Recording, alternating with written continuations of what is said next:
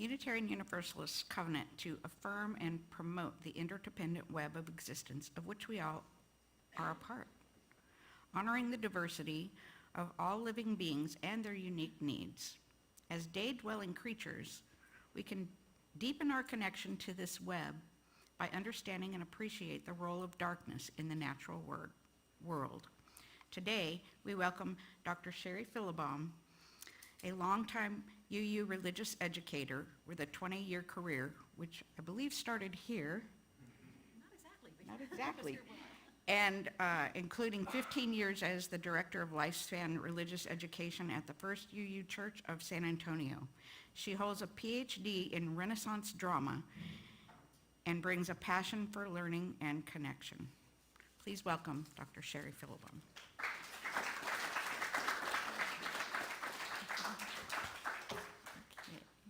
Well, good morning again. So before I was the religious educator here, I was the religious educator in Tampa, Florida for 6 months. So not exactly first. So there are a few things in life that I find more enchanting than the beauty of a light shining in darkness. That may be why, for me, Christmas is one of my favorite times of year. My family and I have a tradition now in San Antonio that in the week or so before Christmas, we will go out and drive in our neighborhood and look at all the Christmas lights, and we'll take notes so that we can vote responsibly in the neighborhood Christmas lighting contest. And if anyone here has never been to the Riverwalk during Christmas time at night, I encourage you to go. It can be crowded in places, but the lights strewn along the trees and along the bridges are truly lovely, and they do extend into the less crowded areas. And almost every year for many years, my family and I have attended the Christmas Eve service at First UU San Antonio. And every year, the highlight for me has been towards the end of the service, where everyone lights a candle from their neighbor's candle, and they turn out the lights and sing Silent Night. And the sanctuary, full of those glowing lights, has always instilled a sense of awe and reverence in me. And I think you did a similar thing here in Corpus, yeah. So other times of year also afford opportunities to enjoy the beauty of lights shining in darkness. A starry night is lovely anytime, any place, but especially during a new moon, when the lack of competing moonlight helps the stars stand out more clearly, or in a dark sky park where competing anthropogenic or human-made light has been kept to a minimum. I'm also partial to the beauty of a simple campfire, preferably with s'mores. For us humans, an appreciation of lights shining in darkness may be more than just aesthetic. As diurnal or day-dwelling creatures, we humans tend to see danger in darkness and safety in light. The common saying, "there's a light at the end of the tunnel," illustrates this point. And it makes me think of one of the prettiest, if not the prettiest, songs in the musical Rocky Horror Picture Show. "In the velvet darkness of the blackest night, burning bright, there's a guiding star. No matter what or who you are, there's a light over at the Frankenstein place. There's a light burning in the fireplace. There's a light in the darkness of everybody's life." And the characters who sing that song interpret the light as a promise of safety and rescue. Now, I myself used to be afraid of the dark. I remember being frightened just walking from the den of my house to my bedroom if there were no lights on, and it's probably a primal instinct. Our ancestors needed to be wary of predators that roamed the night. Whoever tamed fire for the first time for use in cooking probably found it a great relief that they could also now use it to see into those dark places where a tiger might be lurking. And even in modern days, light at night is important for safety and for humans. We have lights on our cars and bicycles, and we even have light-up shoes and armbands for jogging at night. And we even need light for our health. You may have heard of seasonal affective disorder, or SAD, which mostly affects people in northern climes in winter. And one of the major treatments for SAD is light therapy. So the love affair between humans and light, though, isn't without its occasional irritations. Have you ever flicked your lights at someone whose high beams are blinding you? Light in the wrong quantity or aimed in the wrong direction at the wrong time or place can be pretty irritating. For several years, I volunteered as a summer camp counselor. Some of you may be familiar with U Bar U. And we used to do fun things at night, like star parties, and I remember always having to say, aim your flashlight down. Don't aim your flashlight into people's faces. And if you've ever been to an astronomical viewing, you know, where the people look through telescopes, that the cardinal rule is no white light. A few years ago, I was at a star party, and I had to leave early, and I was driving a borrowed car, and I couldn't figure out how to turn off the lights. And it was at URU, and in order to exit, I had to first drive towards a bunch of astronomers before I could turn left.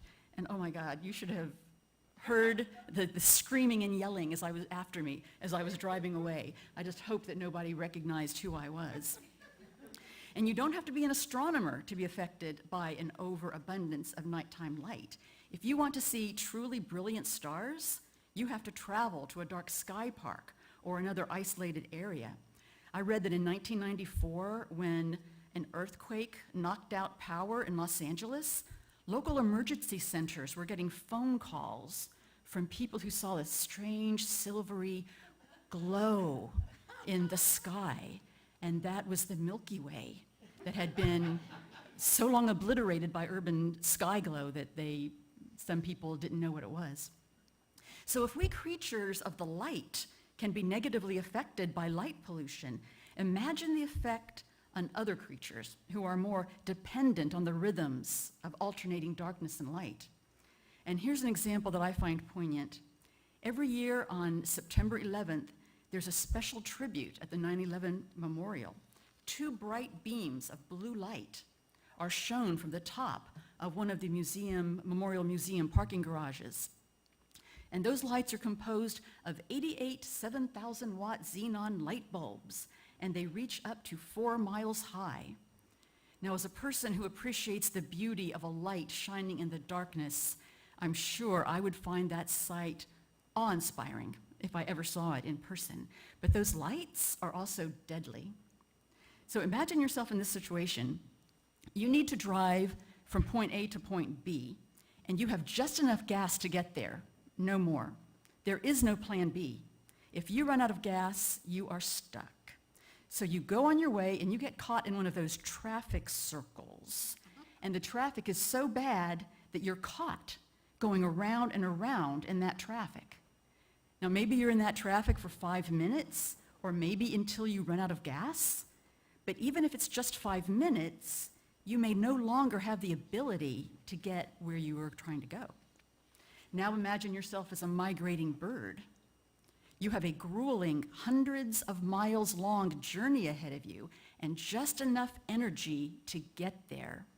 So you're on your way and suddenly you see a bright blue light. And due to an innate quality in yourself that human scientists call phototaxis, you must fly into the light. It's an instinct. So you fly into the light and now you're blinded.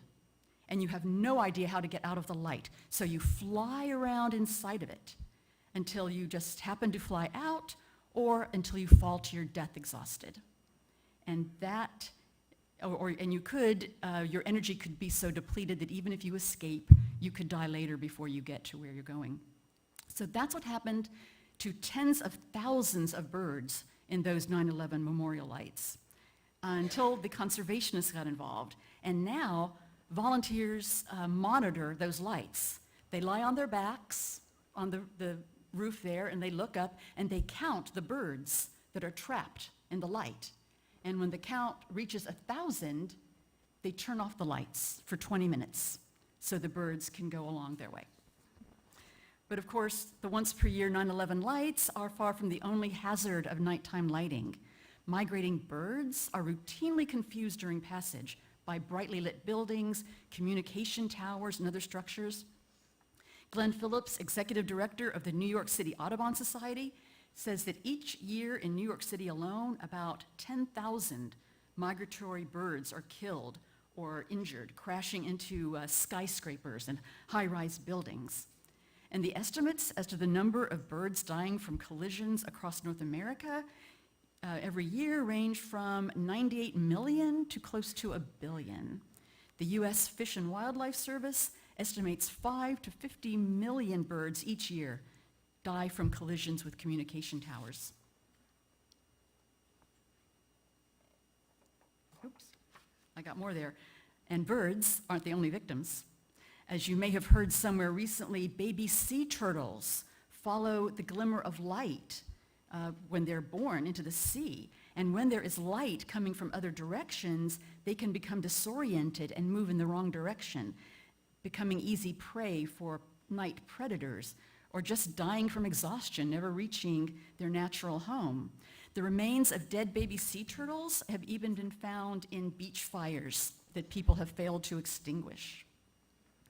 So the negative effects of light pollution for sea turtles can start well before the hatching of babies. Mama sea turtles can also be led astray by lights, wandering onto highways and getting hit by cars, or just deciding that the beach is too brightly lit to lay eggs. And it's not just birds and sea turtles. Frogs like to call their mates in the darkness. And in the presence of too much light, they sometimes just decide to stay single, which is not a good thing for the frog population. And just like Mr. Bat in my book, that's Miss Bat, real bats love the dark. They feed at night using echolocation to spot their prey. Light disorients them and affects their ability to feed. Now, if you had asked me before I did my research on this topic to guess what percentage of species are nocturnal, I would have guessed like 20%. And I would have been right about primates. But apparently, almost all small rodents and carnivores and 80% of marsupials are nocturnal. And let's go back to humans for a second. Yes, humans are diurnal, meaning that we are active in the daytime. And I've mentioned the negative effects when we don't get enough daylight, but we also need our periods of darkness. Studies have linked an absence of darkness at night, like with nurses who are on night shift on a brightly lit hospital floor. That's been linked with lower melatonin levels, which in turn has been linked with breast and prostate cancer. In a recent article in The Atlantic, writer Ed Yong talked about both light and noise pollution, and he introduced a word that I had not been familiar with. It's a German word, Umwelt, defined as the world as experienced by another organism or by a particular organism. It's probably not news to anyone that different species experience the world in different ways. When you or I meet a friend, we will most likely recognize them by sight. When a dog meets a friend, it will most likely recognize that friend by smell. Imagine how your world would be different if you lost your ability to see most colors, but your smell was enhanced by 40 times. You would have a taste of the Umwelt of a dog. Now, my third example of Umwelt is speculation. We humans who are biological day creatures set our horror stories on a dark and stormy night. I imagine that if a super intelligent owl or bat were to compose a horror story, they might set it on a bright and sunny day. So the idea that different species experience the world in different ways was not new to me. But what was sort of new was the idea that sharing this planet, or we might say affirming and promoting the interconnected web of all existence, of which we are all a part, requires a greater appreciation of these differences than the human species has shown so far. I'm sure that people who were involved in the design and implementation of the Twin Towers installation light had no idea about the effect that it would have on migrating birds. And why should they, if no one had asked them to think about the point of view of birds when they were designing it? So Young describes sensory pollution as the pollution of disconnection. It detaches us from the cosmos, he says. This would be the opposite of affirming the interdependent web of existence. And here's some good news. Light pollution is one of the easiest kinds of pollution to combat. There are lots of simple, inexpensive things that each of us can do. We can replace the bright lights with soft white lights. We can use shaded fixtures, which direct the light where it's needed. We can even save money while reducing light pollution by just turning off unnecessary outdoor lights. And if you want to be more of an activist, you could ask local businesses to use night sky friendly lighting. The idea of Umwelten in the natural world makes me think about the UU values of justice and inclusion among humans. We encourage people of dominant identities to try to see things more from the perspective of people with marginalized identities. This involves an openness to being educated and a willingness to change entrenched patterns of thought.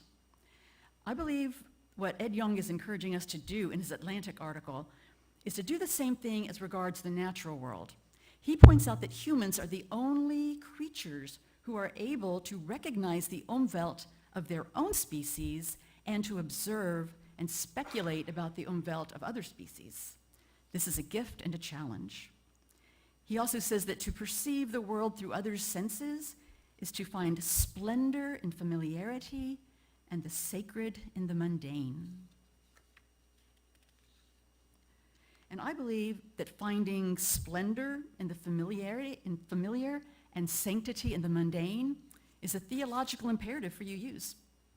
Most UUs don't dream of heaven in the next world. We believe in celebrating and conserving and improving the world as it is. So let's add preserving night skies to our list of imperatives. Blessed be. Amen.